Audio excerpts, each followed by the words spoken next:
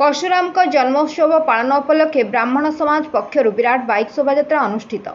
आज बिनिका ब्लॉक ब्राह्मण समाज पक्षर परशुराम जन्मोत्सव पालन उपलक्षे बिनिका गड़ भीतर ऐतिहासिक जगन्नाथ मंदिर में पूजार्चना करी बिनिका सहर परिक्रमा करी उल्ले भमरपल्ली शंकरा कौड़िया मुंडा मेघेला भंडारदेई गुलुंडा मठ नुआ वृंदावन को पहुंची। सेठारे गुलुंडा स्थित नरेश शतपथी स्त्री सुश्री राणी बड़पंडा और परिवार सदस्य समस्त ब्राह्मण मानक पदधौत कर पुष्पमाल्य उपढौकन दे प्रसाद सेवन कराइथिले।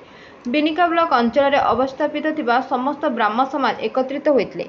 बिनिका जगन्नाथ मंदिर परिसर एक सुसज्जित रथरे प्रभु परशुराम फटोचित्र सह उल्लेर रंजित पंडा परशुराम बेशरे भूषित होई रहिथिले।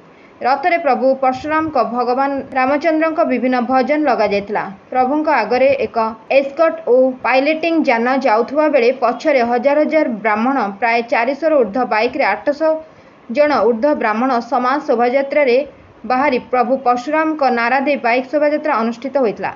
एही विराट बाइक शोभायात्रा रे बाहरी ब्राह्मण समाज पई एक सचेतन वार्ता बंटा जायतिला। बिनिका भौगोलिक दृष्टि पूर्व रे चिरस्रोता महानदी, उत्तरे जीरा नदी और मुहाण दक्षिण रे अंगनदी मुहाण अवस्थित। पूर्व काल रे ब्राह्मण समाज पक्षर विभिन्न समय अंग नदी जीरा नदी पर्यंत रोथुवा ब्राह्मण समाज विभिन्न समय एकत्रित हो समाज प्रति हेउथुवा आलोचना और सभा समिति करि आसुथिले, किंतु ताहा दिनकु दिन क्षय होई जाउथला।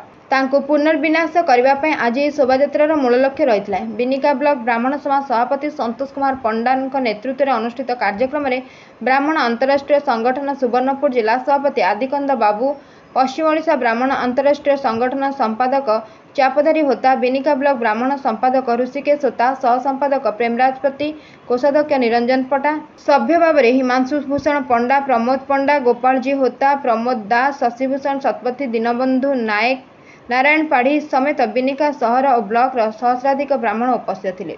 कहुए ब्राह्मण देव भव, ब्राह्मण देवता सहित सामान। तेणु आज आम पूर्णमास बैशाख मसरे तृतीया तिथि रे जो तिथि को अक्षय तृतीया बोली कहुए से दिन आम ब्राह्मण मानकर सेवा कलु।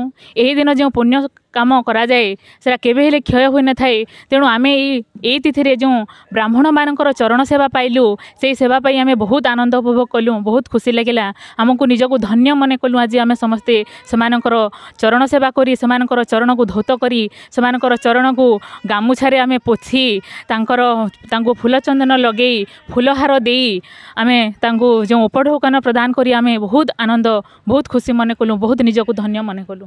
तांको आमे निज यथाशक्ति अनुसार आमे तांको जेते आमर पारु पर्यंत आमे तांकर प्रसाद सेवन तांको प्रसाद प्रदान करी आमे आज बहुत खुशी अनुभव कलु। Bureau report Ekamra news agency.